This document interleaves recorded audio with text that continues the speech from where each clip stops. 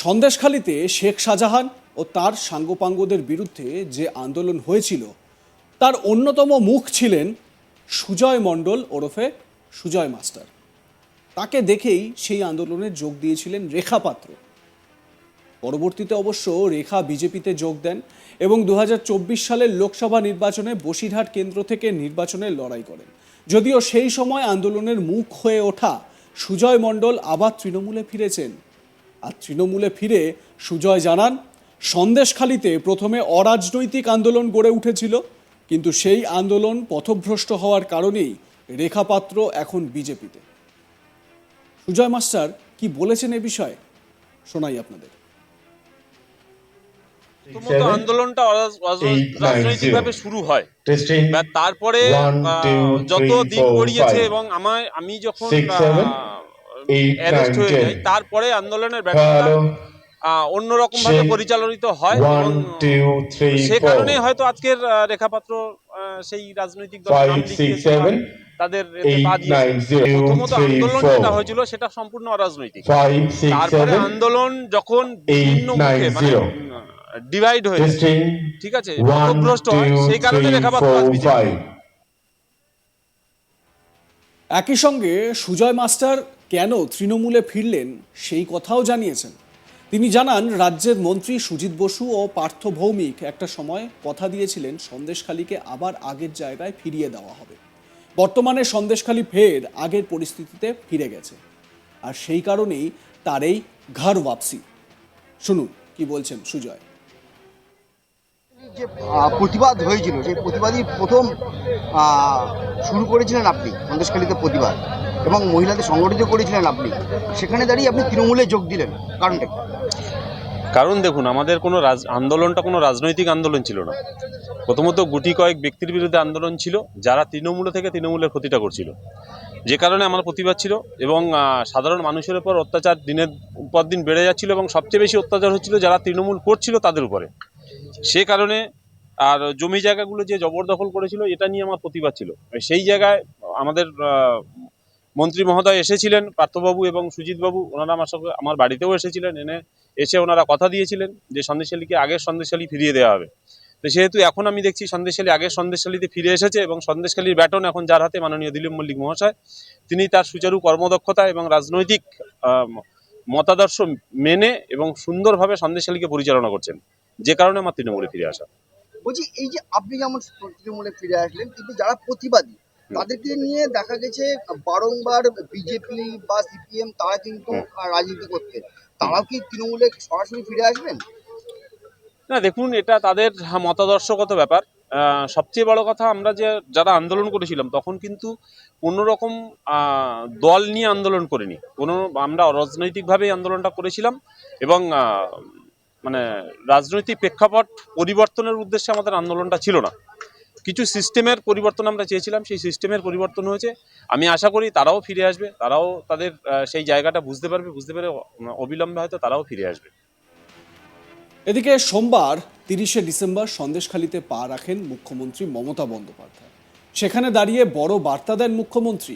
সরকারি প্রকল্পে সুবিধা দেওয়ার বিনিময়ে স্থানীয় নেতানেত্রীরা কাটমানি নেয় বা টাকা আত্মসাৎ করে বলে বিভিন্ন সময় অভিযোগ ওঠে। এবার সন্দেশখালীতে গিয়ে সাধারণ মানুষকে সচেতন করতে দেখা গেল মমতা বন্দ্যোপাধ্যায়কে। সন্দেশখালীর মঞ্চে বক্তব্য রাখার সময় মমতা বলেন, সবাই ভালো থাকবেন, সকলে মিলেমিশে থাকবেন, কোনো দুষ্টু লোকের খপ্পরে পড়বেন না। একই সঙ্গে সন্দেশখালীতে টাকার খেলা হয়েছে বলেও অভিযোগ করেন তিনি। আপনাদের শোনাবো মমতা বন্দ্যোপাধ্যায় এ প্রসঙ্গে ঠিক কি বলেছেন, শুনুন।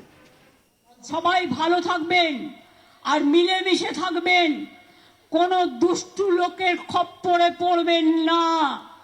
আর মনে রাখবেন, কোনো মেয়েরা কেউ ডাকলেও আর চলে গেল সেটাও যাবেন না। আগে দুটো ব্রিজ করে দিয়েছি, আবার আমি একটা ব্রিজের কথা বলে গেলাম। আবার যখন টাকার সংকুলন হবে, আমাকে 16 লক্ষ বাড়ি আবার করতে হবে। এই 12 লক্ষ বাড়ির টাকার যোগান দিতে হবে, খাদ্য ভাণ্ডারের টাকা যোগান দিতে হবে, স্বাস্থ্যসাথীর টাকা যোগান দিতে হবে, লক্ষ্মীর ভাণ্ডারের টাকা যোগান দিতে হবে, সংখ্যালঘু, আদিবাসী, OBC, schedule caste, general caste সকলের জন্য কৃষক থেকে শুরু করে শ্রমিক থেকে শুরু করে তাদের সমস্ত প্রজেক্ট চলবে। আমি যখন রেল মিনিস্টার ছিলাম, জানেন তো, আমি যখন রেল মিনিস্টার ছিলাম আমাকে সবাই বলতো আমাদের বাড়ির সামনে একটা স্টেশন করে দেবেন। আমি বলতাম হ্যাঁ, লোকসভা থেকে রাজ্যসভা একটা স্টেশন করে দিলে আরো ভালো হয়। সুতরাং এটা মানুষ বলতেই পারেন যে ইছামতি নদীর উপর 1000টা ব্রিজ হোক, কিন্তু সেটা তো সম্ভব নয় ফিজিক্যালি। তাই জেটির উন্নয়ন করা হচ্ছে, জেটি ঘাটের উন্নয়ন করা হচ্ছে, লঞ্চ বাড়ানো হচ্ছে, স্পিড বোট বাড়ানো হচ্ছে, এবং ট্রান্সপোর্ট থেকেও যা যা করার সেগুলোও করা হচ্ছে। তাই আপনাদের সকলকে আমি বলবো, পিঠে পালো হচ্ছে মা বোনেরা, পৌষ পার্বণ হচ্ছে, মেলা হচ্ছে, পিঠে পার্বণ হবে, ইতু পুজো হয়ে গেছে, লক্ষ্মী পুজো হবে, নবান্ন হবে। সবাই ভালো থাকবেন আর মিলেমিশে থাকবেন, কোনো দুষ্টু লোকের খপ্পরে পড়বেন না। আর মনে রাখবেন, কোনো মেয়েরা কেউ ডাকলেও আর চলে গেল সেটাও যাবেন না। আপনাদের অধিকার, আপনাদের নিজস্ব অধিকার। সরকারি যখন পরিকল্পনার জন্য চেষ্টা করবেন, সরকার দুয়ারে সরকার করবে, আপনার দরজায় আসবে, আপনি তাকে বলবেন, সে আপনার কাজটা দেখবে। আর যদি কেউ আপনাকে ভুল বোঝায়, মিথ্যে কথা বলে, আমি জানি এখানে অনেক টাকার অঙ্কের খেলা হয়েছে, পরে দেখলেন তো সবটাই ভাওতা।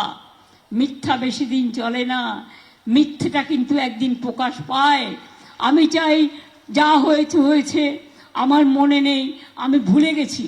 আমি মনে রাখতে চাই সন্দেশখালীর মেয়েরা, ছেলেরা তারা 1 নম্বর স্থানে আসুক, তারা ভারতবর্ষে 1 নম্বর হোক, তারা সারা বিশ্ব জয় করুক, সারা বিশ্বে 1 নম্বর হোক, তারা এগিয়ে যাক, তারা এগিয়ে চলুক, এবং তারা গান গেয়ে বলুক, শুকনো গাঙে আসুক জীবনেরও বন্যার উদ্যম কৌতুক, শুকনো গাঙে আসুক জীবনেরও জয়গান গাও, জীবনেরও জয়গান গাও, জীবনেরও জয়গান গাও।